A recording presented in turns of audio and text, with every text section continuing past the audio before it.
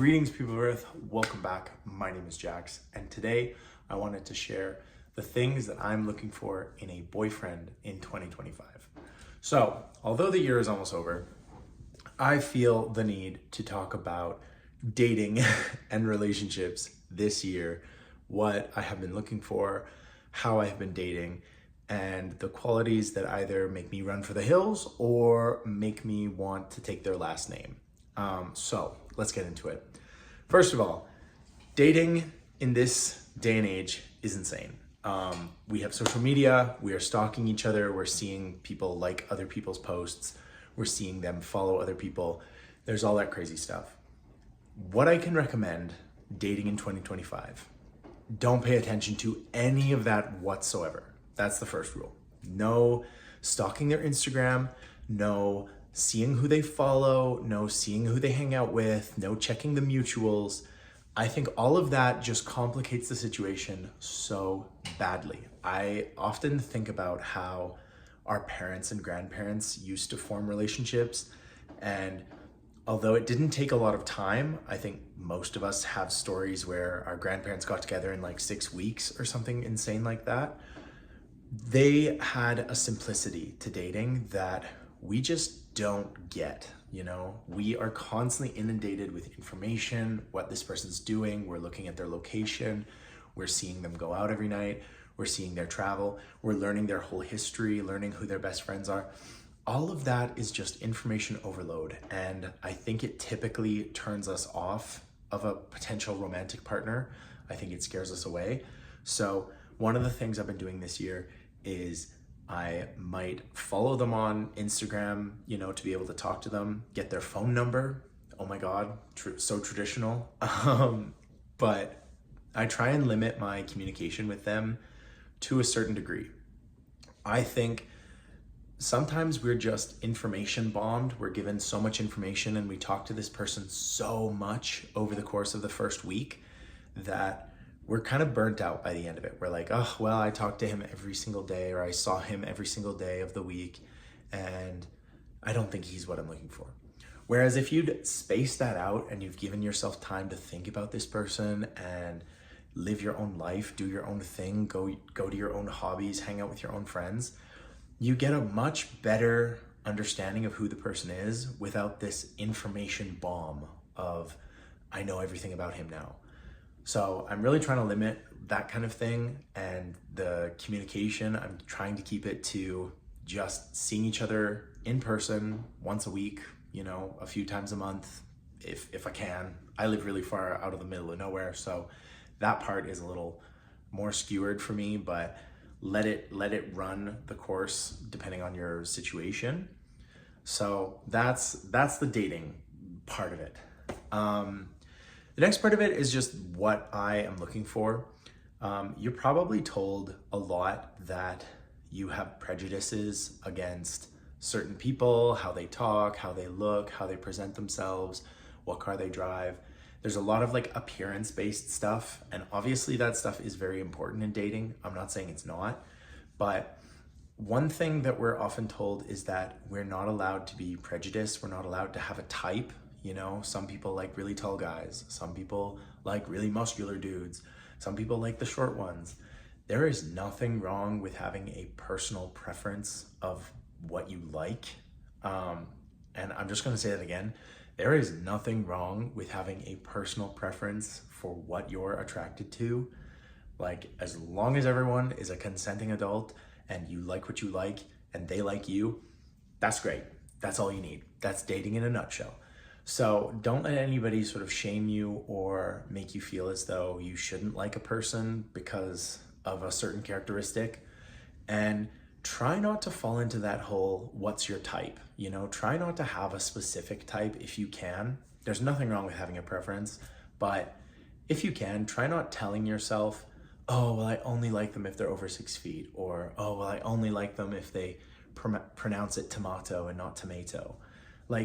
Avoid that stuff if you can in your own head and in the little voice in your head. Just try to ignore that stuff, because you will find throughout life that you will find a vast variety of people attractive. You know, like some of my past boyfriends are completely different than each other.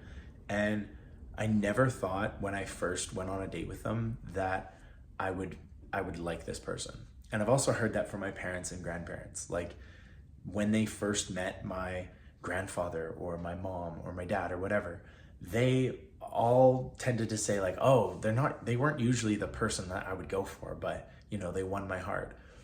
That's awesome. That is so nice. But today we tell ourselves like, no, you can't like someone under 6 feet. You can't, you know, like someone with crooked teeth. Like we have all of these bizarre walls that we put up in our head and we say, oh, we can't do that. We can't do that.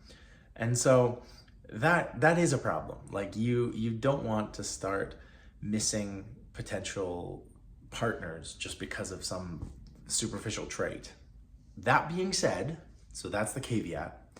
That being said, in my own experience, there is nothing wrong with going for a type that you like. You know, there is nothing wrong with trying to find somebody that has the characteristics that you're looking for. Now, I don't always advocate for it. I always think you should give everyone a shot because you never know. You might be really surprised by someone who really takes your breath away. However, if you have a very specific type for a very specific reason, or you have certain qualities that you're looking for, that's fine. One of the qualities that I say it's always essential is to be a driven person, to be doing something to forward your life, you know, a positive goal, whether it's getting a nursing degree done or trying to get your plumber certificate, like whatever it is, I want the person to be driven. I want them to have a goal that is far beyond just getting into a relationship. I want the person to have dreams and aspirations. Maybe going to Italy is a dream of theirs that they want to fulfill. Whatever it is, it doesn't really matter for me what the specific goal is or the vision that they have for their life is, but I do want somebody to have some kind of vision. It's fine to be young and trying to figure out what you want in life, but at the same time, I don't want someone who is really just content in a job that doesn't necessarily amount to something or change the world in some way. And I'm not saying I'm going off looking for, you know, people who are fighting climate change or something, but I want someone to see their life and the vision for their life and be trying to reach it, you know. And I'm not trying to sound elitist or anything. It's just a preference I have. I like when someone's driven. I feel fairly driven in what I'm doing.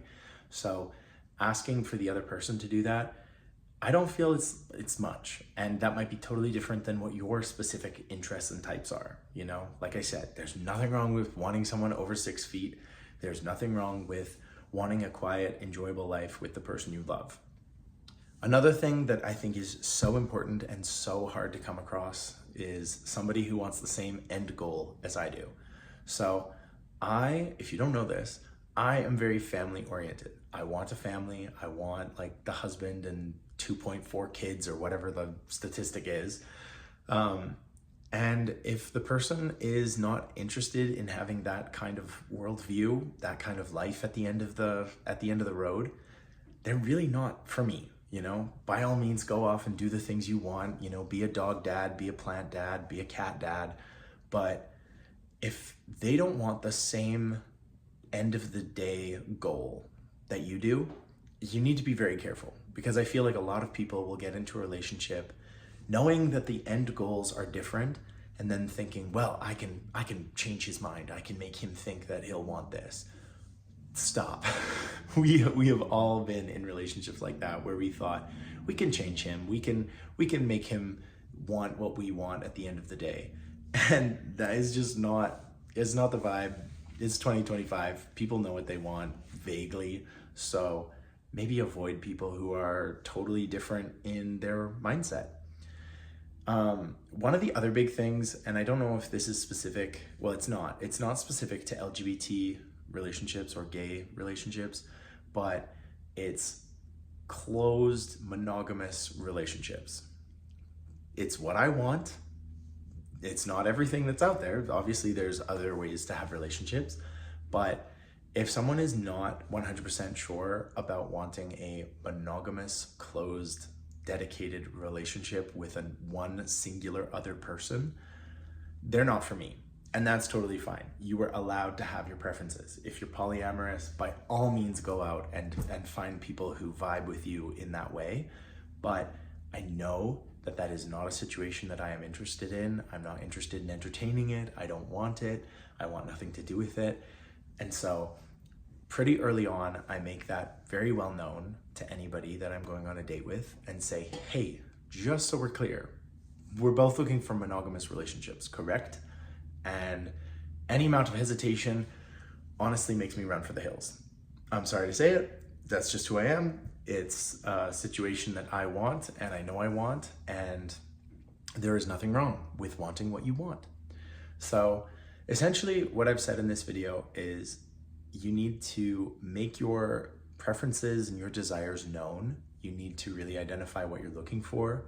If there's more specifics, like you want them to work in a specific kind of job or live in a certain part of town, you might be getting into the territory of a little bit too picky, but you have your reasons for wanting what you want. And I don't think you should allow yourself to compromise too much on certain things that you want. There's nothing wrong with being a little picky, a little particular, but as long as you start any relationship with clear intentions and really clear intentions, like they need to know what you are interested in and what kind of relationship you want, that is probably the best recipe for success. And I have had some successes this year. They were not as long-term as I would like to have had them, but that is essentially what you have to do if you want a boyfriend in this day and age. And also find somebody that has the same humor or is way funnier than you. That really helps, is all I can say. So let me know what you think. What are you looking for in 2025, almost 2026? What kind of things really make you like butterflies in your chest? What things really make you run for the hills? Don't be too judgy in the comments. Just let people express what they want to express, because at the end of the day, we get to choose what we want. So thank you guys for watching. Hope you're having an amazing day, week, month, year, whatever you're having. I hope it's amazing. And as always, I will talk to you guys tomorrow.